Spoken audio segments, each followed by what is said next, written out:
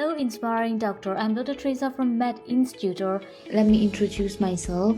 I finished my MRCPCH, AKP, and FOP-TAS in 2021. I finished my DCH in 2022. It is my pleasure to introduce myself and to give my knowledge to the community.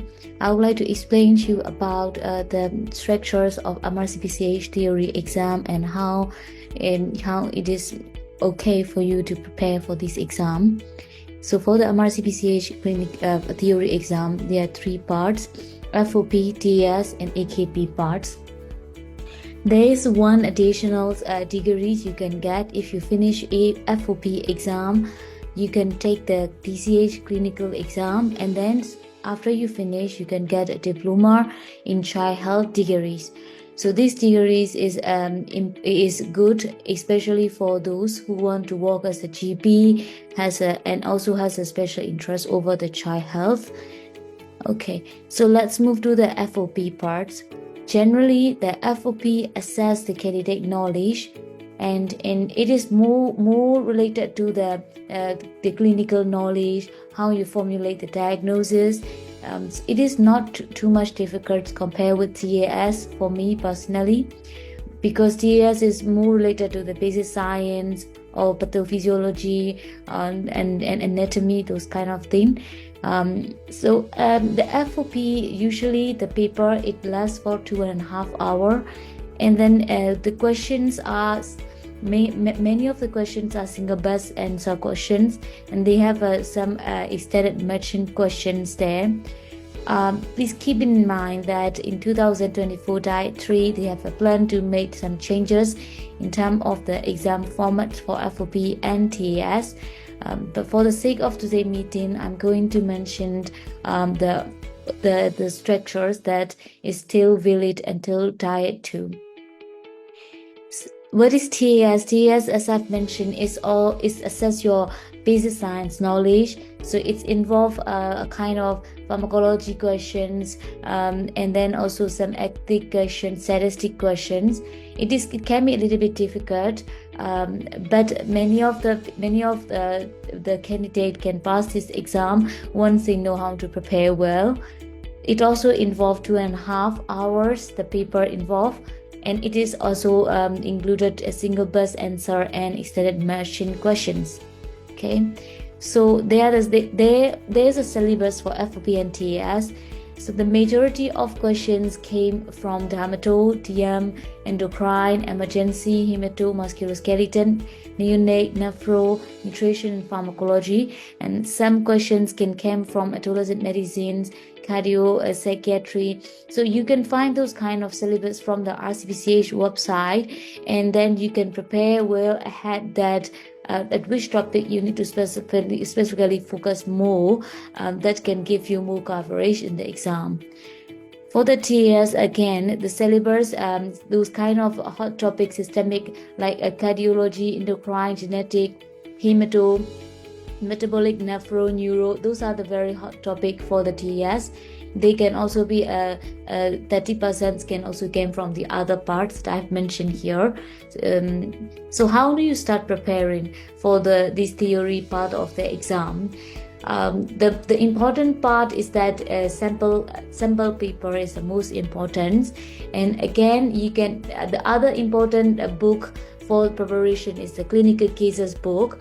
It is what RCPCH also printed out this test book, and you can search in the many social media platform group. You can get those book for free, and each test book has nearly 50 cases, and each cases they have explained everything in too detail, and that is really great for you to get a proper knowledge on specific topics. And another thing is that you can also correlate with the test book that you like to take. For example, some people like to use an illustrated test book. Some people like to use I think Nelson is not a good one for the MRCPCH exam. Illustrated test books, or sometimes concise pediatric test books, some people like to use it. So whichever one you find it useful, you can use the test book for to correlate some basic knowledge. Of course, the most important thing is a group study, daily practice. These are the most important in order to success in this exam. For the FOP exam, there is a test book that you can use, like there's a past test. However, many people say that past test is not that much important, but it gives you a general ideas about how to manage your time, how to read in timely manners. Those kind of things you can practice. So I suggest past test. If you have time, go for it. And you can also you must read the record probably and sample a paper. That is very important.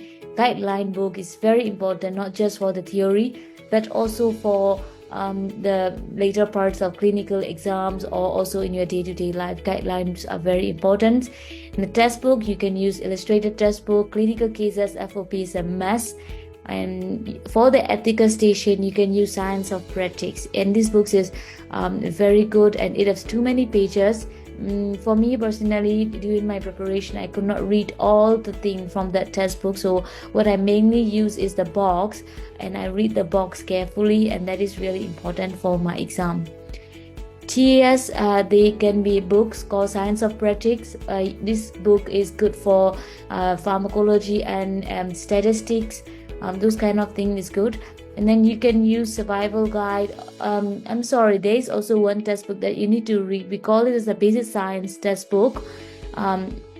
These test books is very important for TAS, and of course sample paper and past test. If you have time, you can use it. So what is very important for this theory exam is that you need to know about how to answer the questions well.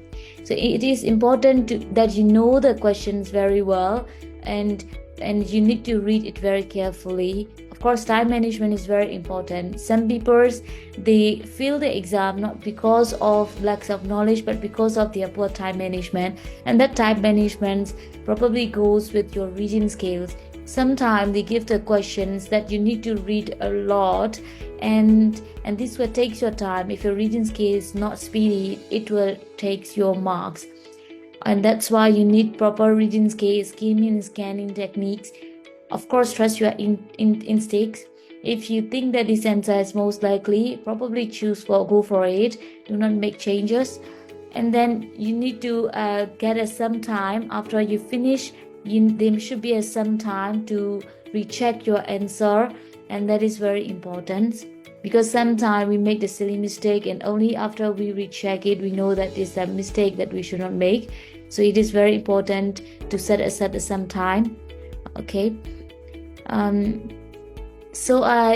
The other people asked me that how to open the RCPCH account. Probably it is not that much difficult. You go to the RCPCH website and you just click the open the account sections, and you need to give your full name, date of birth, and if you are going to use the passport, your full name should match with your passport names. And then you submit it. Later they will verify you. They will ask you for the primary medical qualification certificates. Once you give it and they accept it, you can apply for the exam. I hope these meetings give you a brief ideas of what is MRCPCH theory exam, and I would like to encourage all who is interested in pediatric that if you're really interested in pediatric, go for the MRCPCH exam. It is really internationally recognized, and it is very privileged to get these degrees. Of course, studying is really difficult. It might be messy, but the end is the gorgeous. So please work hard. Thank you so much.